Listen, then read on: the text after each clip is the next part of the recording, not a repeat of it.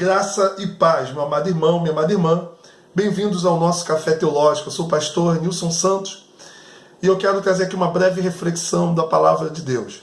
Nós vivemos numa sociedade muito polarizada, tanto no aspecto político quanto também ideológico, e também essas polarizações acabam muitas das vezes refletindo na vida da igreja, na vida cristã.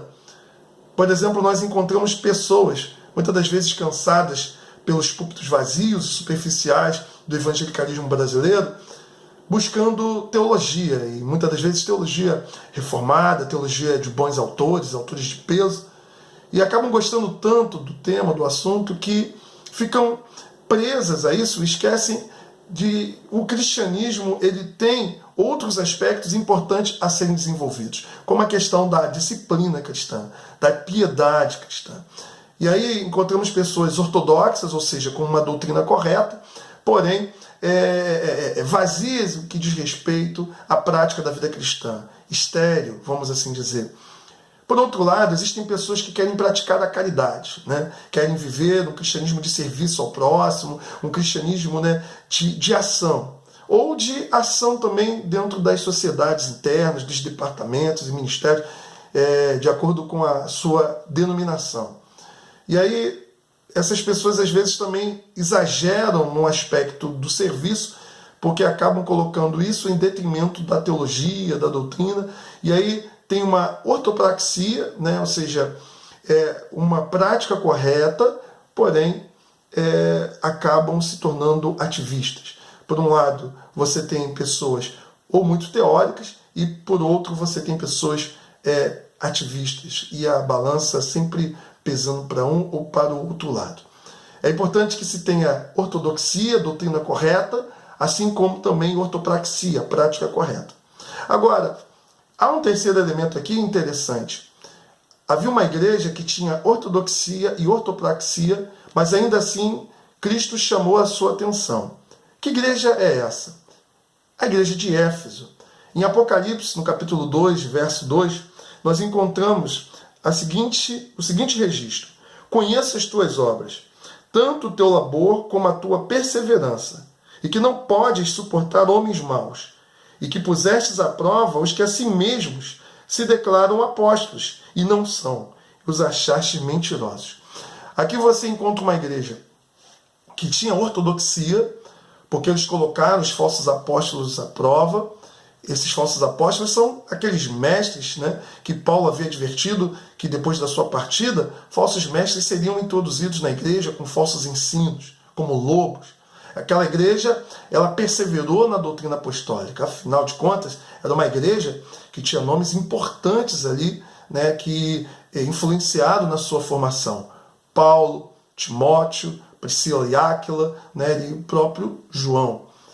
Eles tinham doutrina, porque eles se defenderam o ensino correto, e tinham prática, porque era uma igreja que lutava, que perseverava na fé. Mas Cristo chama atenção porque faltava àquela igreja algo importante. Verso 4. Tenho, porém, contra ti que abandonastes o teu primeiro amor.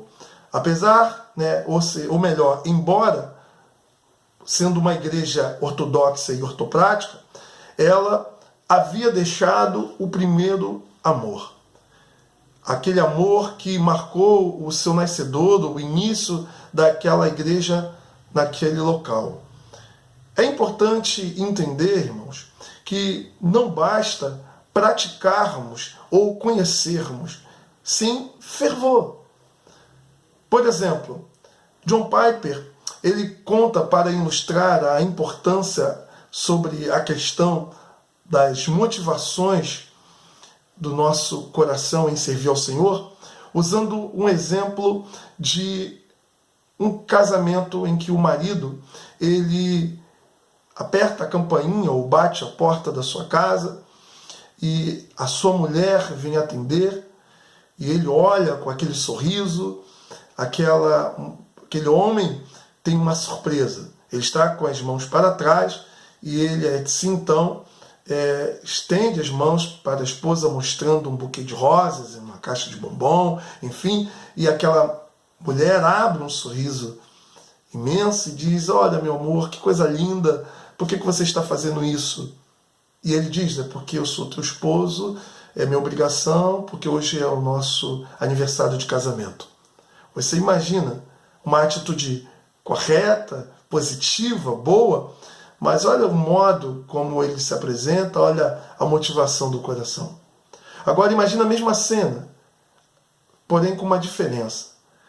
A mulher pergunta: por que você está fazendo isso, meu amor? E ele responde: porque tu és a minha amada, porque eu te amo, hoje é o nosso dia, enfim. Você já sabe, né, que aquele casal vai ter, como um casal casado no Senhor, uma noite maravilhosa. Ora, meus irmãos, nós não podemos servir a Deus simplesmente pelo peso da obrigação, como algo legalista, mas devemos ter a luz na cabeça para entender as doutrinas e se encantar com elas, e a prática fervorosa daquilo que nós cremos, ou seja, luz na cabeça e fogo no coração. Ter Deus não apenas como o Senhor Todo-Poderoso, o Soberano, mas aquele que nós podemos chamar de amado meu. Que possamos, meus irmãos, olhar para essa advertência de Jesus. Qual é o remédio, então, para essa falta de fervor, para essa falta de calor espiritual?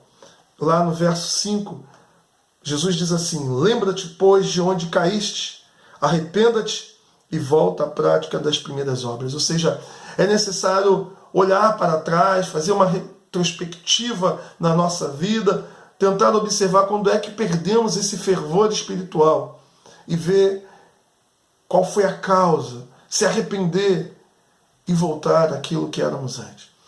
Que Deus possa te abençoar, meu irmão. Talvez você esteja faltando na sua vida aí esse fervor espiritual. Talvez você esteja envolvido na igreja, talvez você esteja até estudando bastante a palavra de Deus, lendo bons livros de teologia, mas está te faltando esse fervor. Ore ao Senhor. Peça que Ele te ajude a enxergar onde foi que você perdeu isso. E volte às práticas que vão te levar a uma vida crescente, equilibrada, para a glória de Deus. Deus abençoe. Até o próximo Café Teológico.